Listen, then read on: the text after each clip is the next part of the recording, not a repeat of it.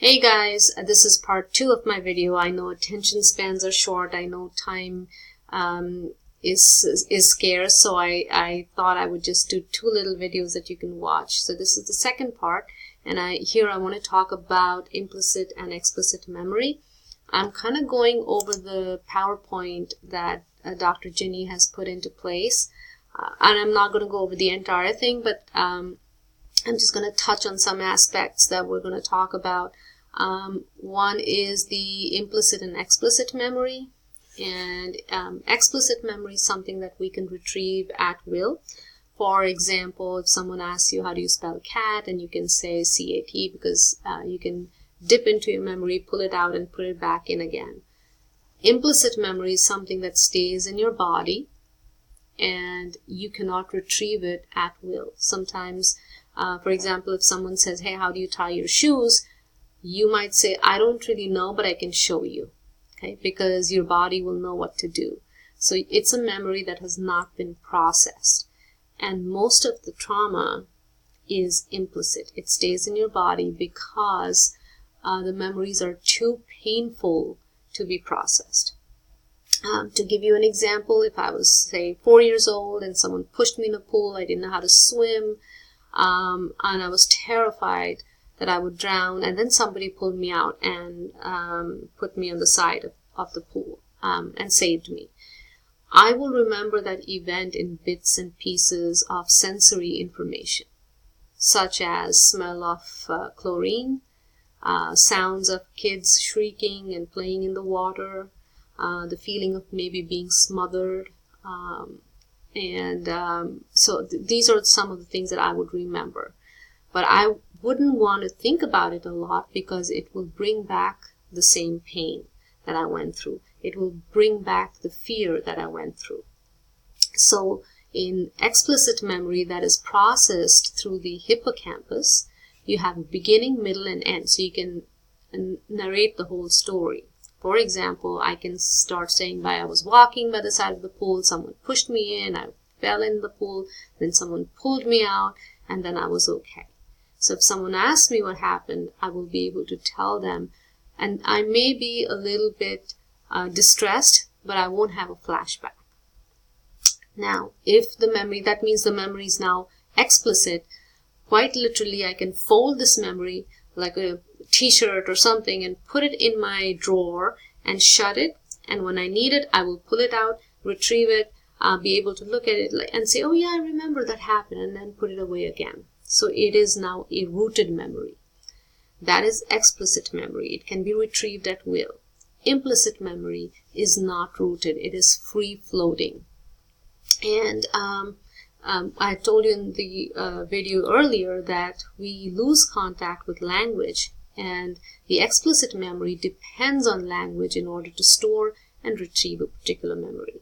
So when we're traumatized, we're going through the event, we have disconnected from our speech and language centers, and we are only experiencing the sensory information. Okay? And then the memory is too painful, so it doesn't get processed, and it continues to float around and can come up at any time. So if I smell bleach, suddenly I will be back in the same spot. If I hear some kids shrieking a certain way, I will be back in the same spot. If I ever feel smothered by even a blanket, I will be back, to the same. So that is implicit memory, and that is how we typically remember trauma. So implicit memory bypasses language and operates unconsciously.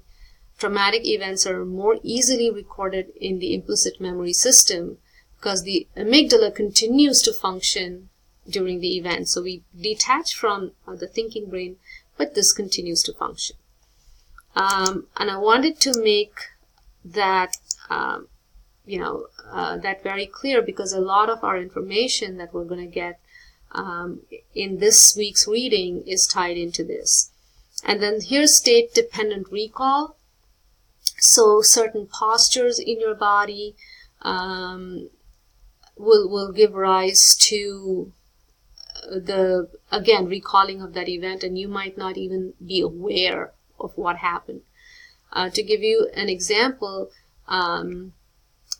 if you were given certain medications and one of the side effects of the medication is to raise your heart rate, and suddenly your heart starts racing because of the medication, your body is going to remember another point in time when your heart was racing like that, and you will again face some flashbacks, or you will recollect something and you will not know why you're feeling the way you're feeling.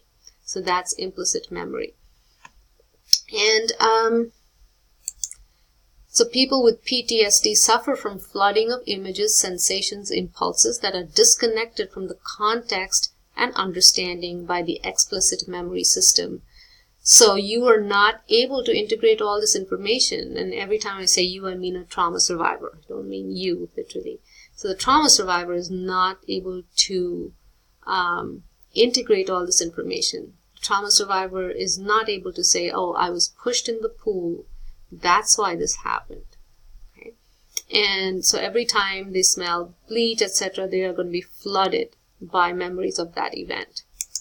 So this is important in terms of the goals of trauma therapy. One is that you bring the physiological symptoms into manageable limits. The person has authority over his or her memories and can elect to remember the trauma or put it aside. So now you have control. This is your story, you fold it and put it aside, and you can either retrieve it at will and examine it or choose not to return to it. But that will happen only after you have processed it. The memory of the traumatic event is coherent narrative linked with feeling. Okay?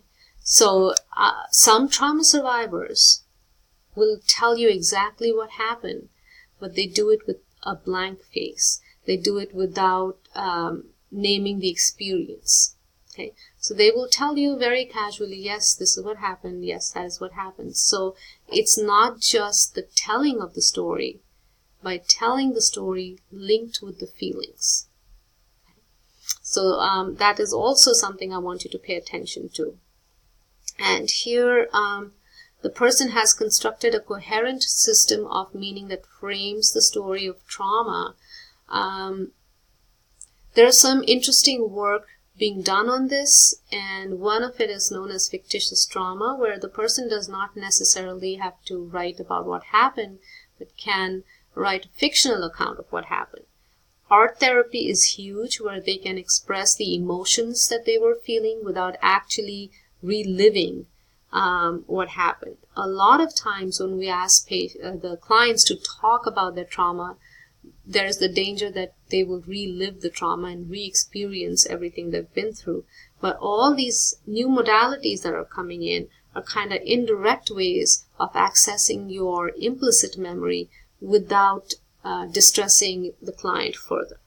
Okay, so that is essentially what I wanted to bring to your attention, and I also want you to keep this in mind as you choose your techniques and choose how are you going to help this person reconnect to their rational brain. How are you going to calm down the amygdala and the reactivity? All right, thank you.